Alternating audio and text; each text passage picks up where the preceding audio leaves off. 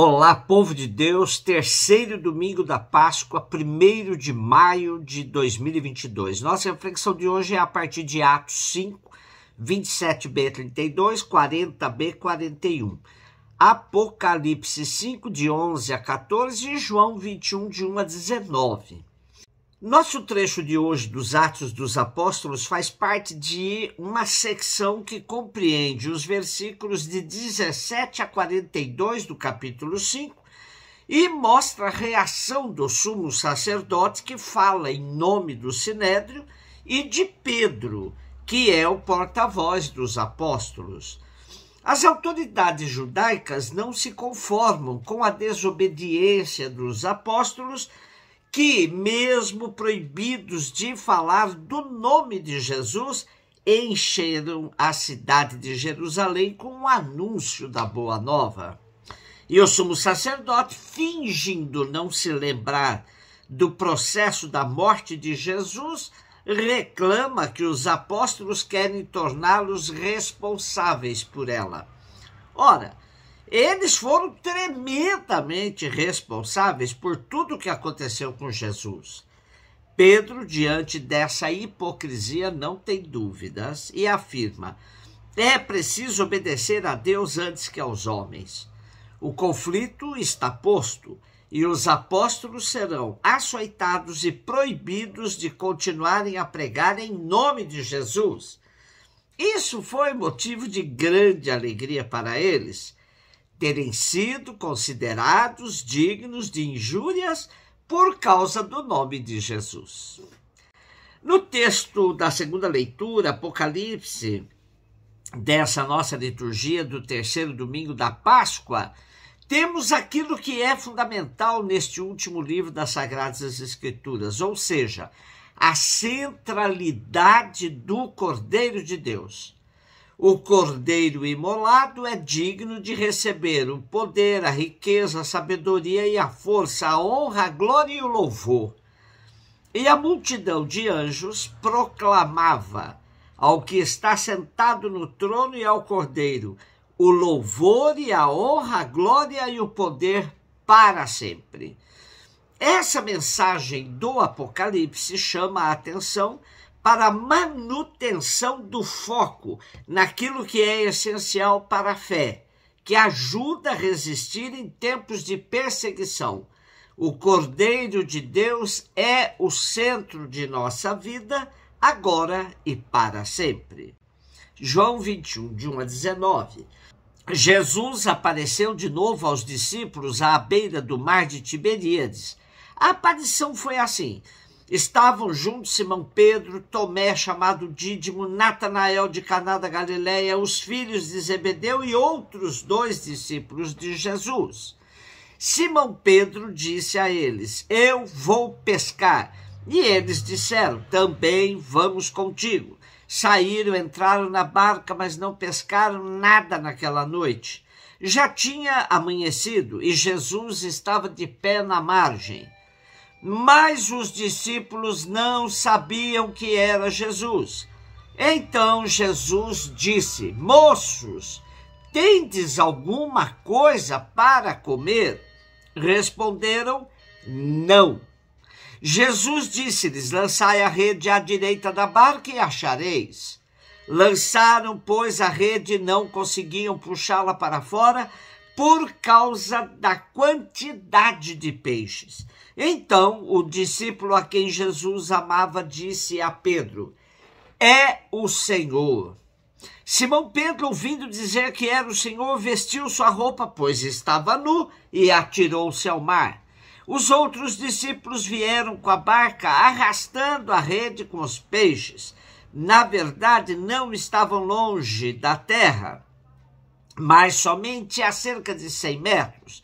Logo que pisaram a terra, viram brasas acesas com peixe em cima e pão.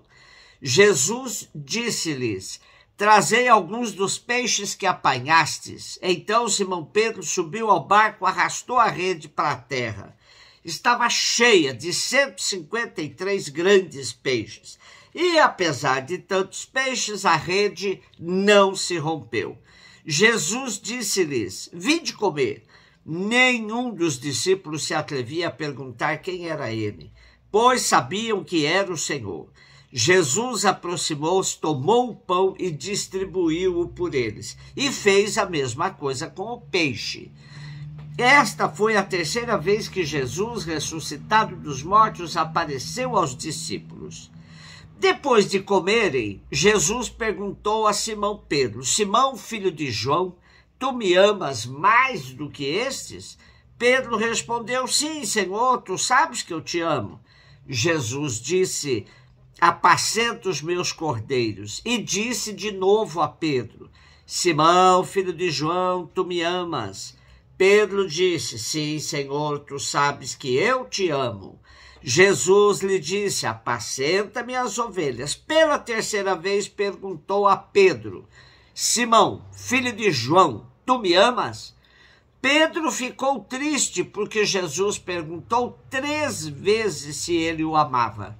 E respondeu: Senhor, tu sabes tudo, tu sabes que eu te amo. Jesus disse-lhe: apacenta as minhas ovelhas. Em verdade te digo, quando eras jovem, tu te cingias e ias para onde querias. Quando fores velho, estenderás as mãos e outro te cingirá e te levará para onde não queres ir. Jesus disse isso, significando com que morte Pedro iria glorificar a Deus. E acrescentou: segue-me. Esse capítulo é acréscimo evidente, provavelmente acrescentado por um membro da escola de João, e muito cedo, pois consta em todos os manuscritos, afirma o exegeta Luiz Alonso Scheckel. É possível que tenha retomado um relato precedente da vocação de apóstolos e o tenha transformado à luz da Páscoa, como se a ressurreição selasse definitivamente a vocação e a missão. Junto com a aparição, vemos uma sequência de temas eclesiais: apostolado como pesca, ação pastoral de Pedro, fecundidade do trabalho apostólico, é o Senhor como título, Eucaristia. Trata-se de um texto com profundas relações com o capítulo 6 de João. Pelos nomes dos apóstolos mencionados, vemos a relação com o início do Evangelho. Também pela localização na Galileia, há coincidências com outros relatos, outras tradições. E pelo pão e peixes, podemos relacionar, sim, com João 6, de 1 a 14, o capítulo do pão da vida, que começa com o sinal dos pães. A aparição acontece ao ar livre, no contexto das tarefas cotidianas. A relação entre Pedro e o discípulo amado é a mesma que temos nos capítulos precedentes, onde o discípulo amado sempre leva vantagem. Além das imagens já usadas de pesca e de pastoreio, o relato é repleto de detalhes simbólicos. A noite e a manhã, a rede que não se rompe, nudez e veste de Pedro, navegação e margem. Isso nos indica que não podemos ler esta perícope como se fosse uma crônica, mas sim como uma página teológica. O texto mostra a cena da pesca e da refeição e depois do diálogo de Jesus com Pedro. Na primeira parte temos a referência a 7 discípulos, não se sabe ao certo se isso é proposital. A pescaria se dá à noite, que era um momento bom para a pesca, mas não pescaram nada. É a noite das trevas, na qual sentirão a ausência de Jesus, apesar de estar perto. Eles têm de experimentar o fracasso. Sem Jesus, nada podem. Amanhã é tempo de graça, como diz o Salmo 90, sacia-nos pela manhã com tua misericórdia. Porém, mesmo com o tempo favorável, eles não reconheceram que era Jesus, que se mantém livre em suas representações pós-ressurreição, a ponto de que o olhar empírico sem a penetração da fé não o pode reconhecer. Mas, outra vez, o ressuscitado se manifesta na fertilidade da pesca e na concretude, pedindo algo para comer, um complemento para o pão, que aqui são os peixes. Pedro põe o manto e depois se joga na água. Pode significar a impaciência do apóstolo ou a necessidade de purificação antes de se aproximar do mestre. E o arrastar a rede sem colocar os peixes na barca sinaliza a força de Jesus de atrair todos a si. E a rede não se rompeu, símbolo da unidade da igreja. É inegável a dimensão eucarística do relato, quando Jesus toma o pão e o reparte e faz o mesmo com o peixe. Já o diálogo com Pedro faz ressonância com as 3 negações, que aqui ficam canceladas com as 3 declarações de amor do discípulo pelo mestre. E o texto ainda faz uma referência ao martírio pelo qual Pedro terá de passar, quando não mais tiver autonomia para decidir, pois outros o cingirão e o conduzirão à morte. Esse Pedro que passou pelo teste do amor a Jesus está agora apto para segui-lo, deixando de lado Pedro das 3 negações.